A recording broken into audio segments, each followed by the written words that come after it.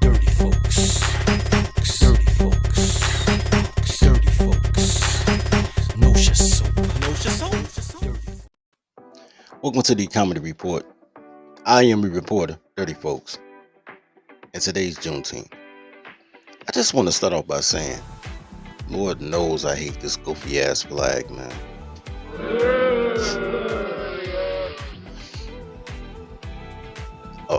A power fist and in African colors, it does not represent Juneteenth. First of all, to me, I know I sound like a hater against the colors, but Juneteenth is a holiday that represents slaves in Galveston learning 2 years late that they're free and notified almost 2 months after the Civil War was over.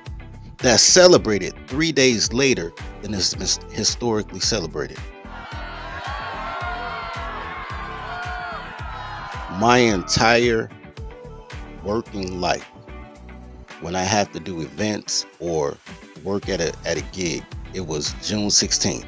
And then just with a control F, it became a federal holiday, and on every site it says June 19th. That's why you got to keep your old encyclopedias.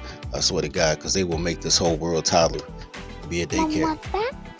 Here's the thing, and this is what I hate about it the most: the loss of identity, trying to find your identity. So the red, black, and green really irks me, because when slaves were freed, they all knew they were native to this land.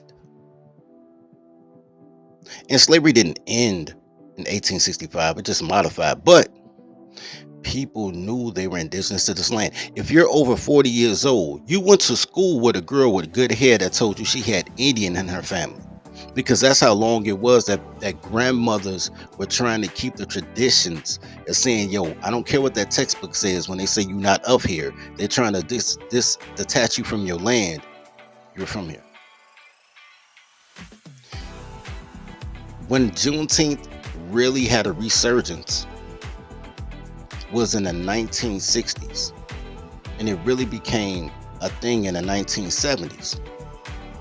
And when they celebrated in the streets like it was Mardi Gras or the Bud Billiken Parade, when colored people made Juneteenth culturally as big as Cinco de Mayo in their communities, when they really gave a shit about themselves before they let women, gays, and felons take over their community, they dressed like either natives or cowboys. Because you have to realize that when it was time to colonize, west of the Mississippi River, most of those cowboys were black people. They whitewashed everything, but the Lone Ranger was, whatever you want to call him, dark-skinned guy, native, African, whatever, named Bass Reeves, that was hanging out with indigenous native man. And somehow they whitewashed it and rebranded it so it's a white guy with a Mexican that's dressed like an Indian, but it ain't true.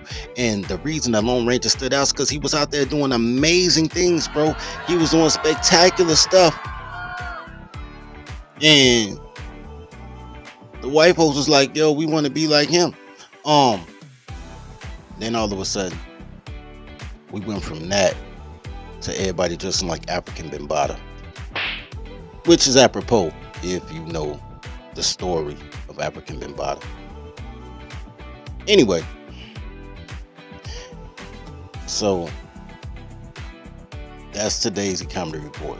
Happy Juneteenth, I guess. All right.